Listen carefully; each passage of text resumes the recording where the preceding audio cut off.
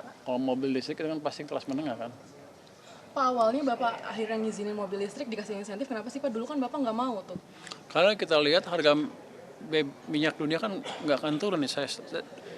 Setelah saya ke Amerika, saya pelajarin cara Amerika melakukan diskusi dan mendesain term yang diberikan untuk Iran. Itu sepertinya desainnya untuk negara yang kalah perang dan pasti akan ditolak oleh Iran. Hitungan saya nih ya. Jadi kelihatannya kalau gitu perangnya masih panjang.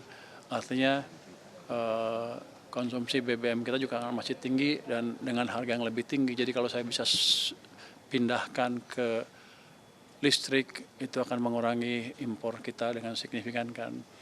Dan di samping itu juga ada listrik PLN yang tetap dibayar tapi belum nggak dipakai, yang istilahnya take or pay. Itu mungkin kapasitas yang baru kepake katanya sekitar 70%, masih ada 30% listrik yang kita bayar tapi nggak dipakai. Kalau saya nggak salah ingat ya, tapi Anda mesti diskusi dengan PLN. Tapi yang jelas ada listrik yang kepake yang kita bayar. Saya mau pakai itu supaya subsidinya di PLN mengecil, BBM juga mengecil. Itu utamanya. Jadi saya pikir kan perang sebentar selesai, udah nggak usah pusing-pusing. Ternyata setelah saya lihat kayaknya masih lama kalau begini mah. Kira-kira begitu. Sampai kapan Pak kalau hitung-hitungan Kemenq? Paling jelek itu September, dia akan paling bagus September itu berakhir karena di sana ada pemilihan kan di Amerika Serikat. Tapi bisa aja jalan berlanjut terus. Jadi kita akan melihat terus. Tapi dalam jangka beberapa bulan ke depan ini saya akan menghemat itu. Pak Purbaya, soal rupiah Pak kan ada 700 Pak dari Kemenq gimana kira-kira? Oh itu kan Anda mesti tanya Bank Sentral, jangan tanya saya. Tugas Bank Sentral hanya satu kan, menjaga stabilitas nilai tukar, dan kita serahkan itu ke ahlinya di sana di Bank Sentral. Saya pikir mereka akan bisa mengendalikan dengan baik.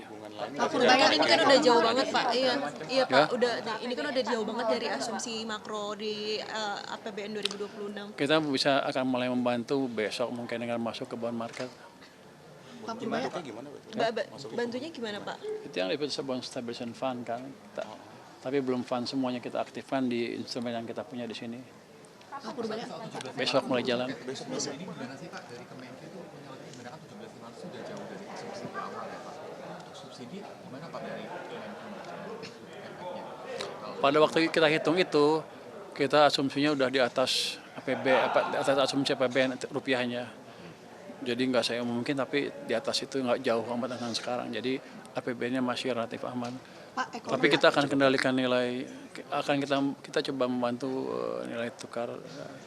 Kita membantu BI lah sedikit-sedikit kalau bisa. Oke, coba Pak. Oke, Menarik. siap. Utang itu sudah beredar mau ditarik lagi gitu Pak masuk. Kita kan masih banyak penganggur, kita intervensi bond market supaya yieldnya nggak naik terlalu tinggi. Kalau yieldnya naik terlalu tinggi artinya apa? Asing yang pegang bond di sini kan ada capital loss, dia akan keluar. Jadi kita kendalikan itu supaya asing yang nggak keluar atau masuk malah kalau yieldnya membaik sehingga rupiah akan menguat. Kita akan masuk besok, mulai besok. buyback. Semacam itu.